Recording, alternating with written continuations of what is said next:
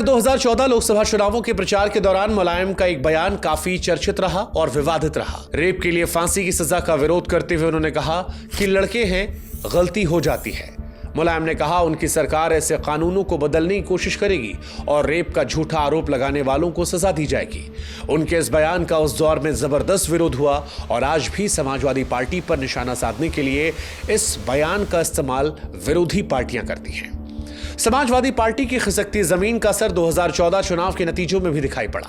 BJP UP की 80 में से 71 सीटें जीत गई। समाजवादी पार्टी केवल 5 सीटें जीत पाई। जीतने वाले 5 उम्मीदवार मुलायम के परिवार से थे। इससे मुलायम पर परिवारवाद के आरोप और ज्यादा मजबूत हो गए। वे खुद 2 सीटें आजमगढ़ और मैनपुरी से चुनाव लड़े और दोनों जीते थे। नतीजों के बाद मुलायम ने नरेंद्र मोदी को देश का सबसे बड़ा झूठा और क्रिमिनल और धोखेबाज बताया। लेकिन 2015 में जब सैफई में मुलायम के परपोते की सगाई हुई तो नरेंद्र मोदी को न सिर्फ विशेष अतिथि के तौर पर बुलाया बल्कि शादी में मुलायम और नरेंद्र मोदी की तस्वीरें काफी ज्यादा चर्चित रही। इसी समय समाजवादी पार्टी पर कंट्रोल को लेकर अखिलेश और शिवपाल में खींचतान चल रही थी। ब्रेकिंग पॉइंट आया जून 2016 जब गैंगस्टर मुख्तार अंसारी की पार्टी कौमी एकता दल का समाजवादी पार्टी में विलय होने वाला था। अखिलेश यादव ने इस विलय को रोक दिया। यह कहा कि हमें पार्टी में ऐसे लोगों की जरूरत नहीं है। वह क्रिमिनल बैकग्राउंड के नेताओं को पार्टी से दूर रखकर उसकी इमेज को सुधारना चाहते थे। सितंबर में अखिलेश ने शिवपाल खेमे के मंत्रियों और अधिकारियों को बर्खास्त कर दिया था। अखिलेश अमर सिंह को भी पार्टी से निकालना चाहते थे जिन्हें वे बैड इन्फ्लुएंस मानते थे। इसी लड़ाई में मुलायम ने अपने भाई शिवराज का साथ दिया।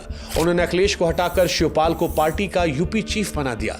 जवाब में अखिलेश ने पहले शिवपाल से अहम मंत्री पद छीन लिए और फिर उन्हें मंत्री पद से भी बर्खास्त कर दिया।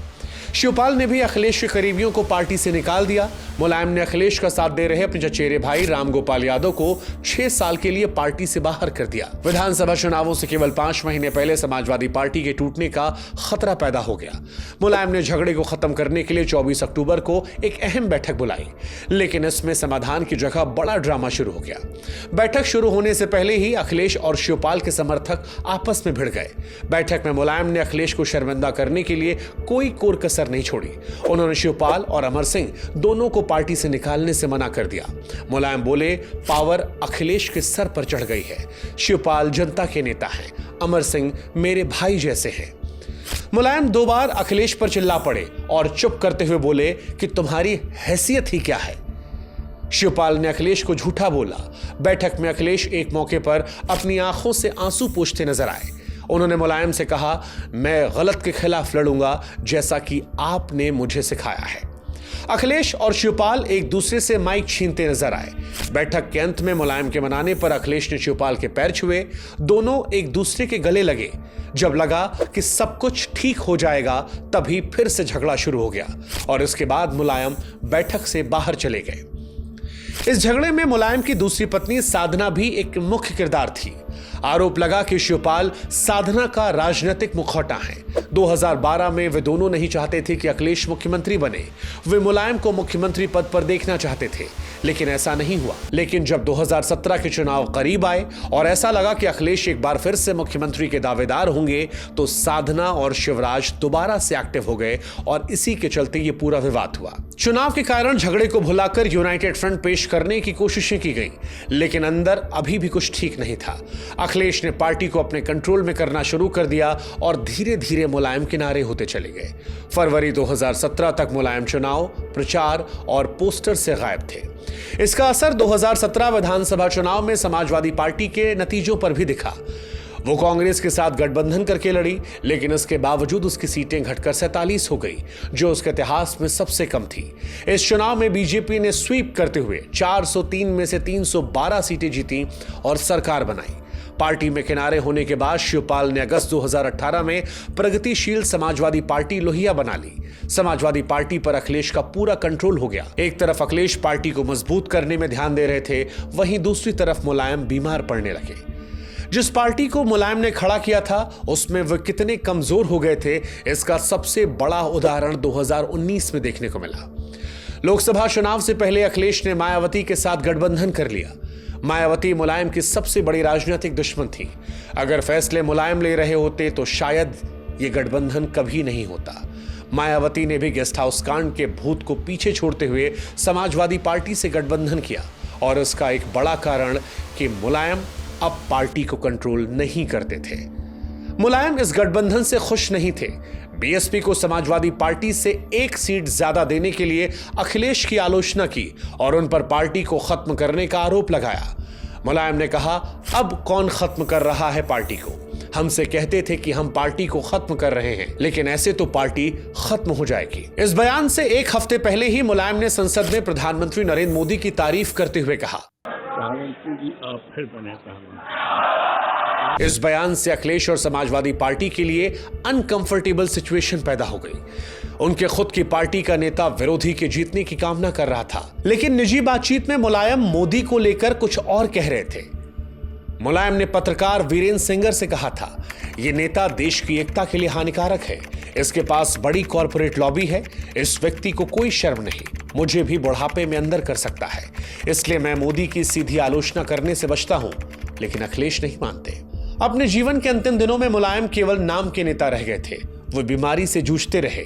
9 जुलाई साल 2022 को उनकी पत्नी साधना का निधन हो गया।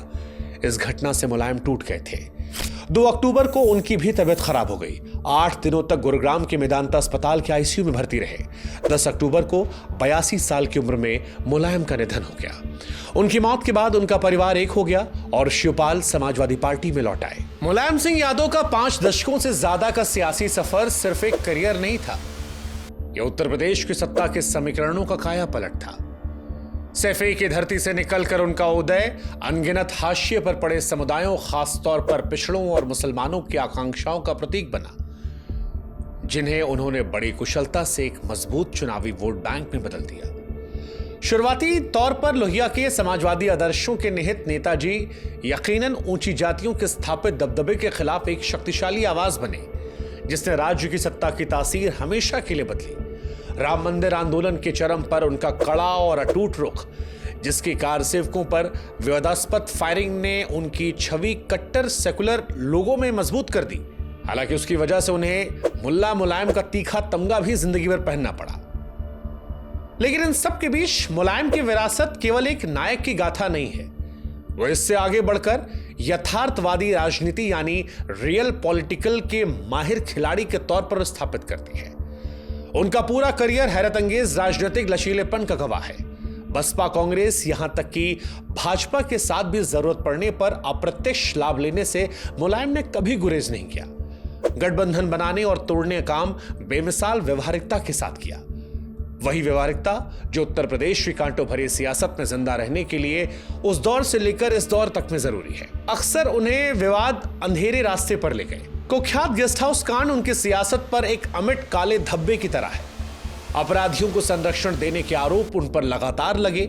आय से अधिक संपत्ति के मामलों ने सत्ता के उस स्याह पक्ष को भी उजागर किया जिसे जनता अक्सर अनदेखा कर देती है। आखिरकार आम आदमी के हक की बात करने वाले धरती पुत्र ने एक मजबूत और ताकतवर राजनीतिक वंशवाद की भी नींव रखी, जिसने शायद उनके समाजवादी सिद्धांतों की चमक को फीका कर दिया। उनका सफर भारत में सत्ता के जटिल और अक्सर विरोधाभासी चरित्र का आईना है। उन्होंने लाखों लोगों को ताकत और आवाज दी, लेकिन इसके साथ ही सत्ता को अपने कुनबे में भी समेट कर रखा। उन्होंने निर्णायक यद्यपि क्रूर कार्रवाई के जरिए सेक्युलरिज्म का परचम बुलंद रखा, लेकिन दूसरी तरफ सियासी फायदा लेने के लिए सुविधाजनक गठबंधन करने में भी कभी देर नहीं लगाई। मुलायम सिंह यादव एक ऐसी विरासत को छोड़कर गए जो जितनी असरदार है उतनी ही विवादित। एक ऐसे परिवर्तनकारी नेता जिनकी सत्ता पाने और उसे बनाए रखने की अनवरत लालसा ने एक पूरे युग के लिए उत्तर प्रदेश की सियासत को गढ़ा। अब इसे आपको तय करना है कि वो अच्छे के लिए था या बुरे के लिए।